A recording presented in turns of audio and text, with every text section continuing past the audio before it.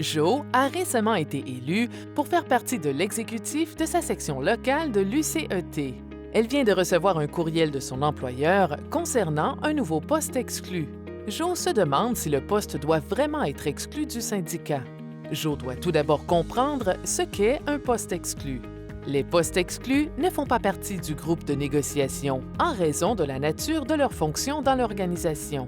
Le syndicat peut accepter qu'un poste soit considéré comme exclu, mais ni le syndicat ni l'employeur n'ont le pouvoir de modifier le certificat d'accréditation.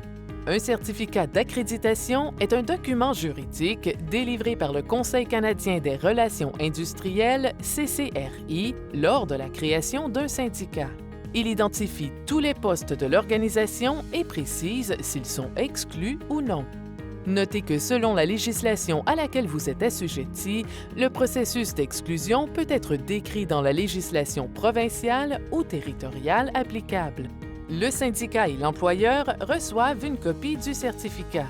Les sections locales peuvent demander au Bureau national de l'UCET une copie du certificat si elles n'en ont pas déjà une.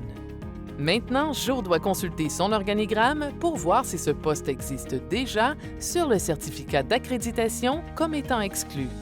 Elle doit également vérifier la convention collective pour voir si elle y mentionne quelque chose. Si tel est le cas, alors super, pas besoin de faire autre chose. Mais si tel n'est pas le cas, alors Jo doit contacter le vice-président ou la vice-présidente de sa région pour le lui laisser savoir. Maintenant, le ou la VPR prend toutes les informations et contacte l'agent ou l'agente des exclusions, AE, de l'AFPC. Il y a deux raisons pour lesquelles le ou la VPR doit communiquer avec l'agent ou l'agente des exclusions. L'AFPC détient le certificat d'accréditation et l'AE se spécialise dans la compréhension des postes exclus. L'AE examine le certificat et contacte l'employeur pour obtenir des informations sur le poste afin de déterminer s'il doit être exclu. Il ou elle examine également la convention collective et répond à une série de questions pour aider à déterminer si l'employeur a raison de décider que le poste doit être exclu. Vous devez savoir que tout au long du processus, l'AE travaille en étroite collaboration avec la section locale et le ou la VPR. En fonction de ce que l'AE trouve, il y a quelques résultats possibles. Si le poste figure déjà sur le certificat et qu'il est indiqué comme étant exclu, l'employeur doit simplement mettre à jour l'organigramme local.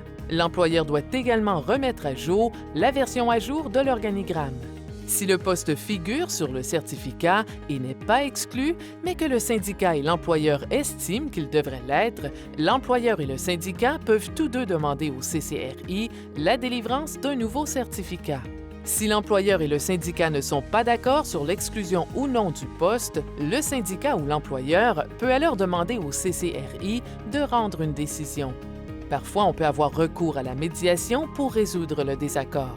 Le CCRI a le dernier mot sur le maintien du certificat ou la délivrance d'un nouveau certificat avec des modifications.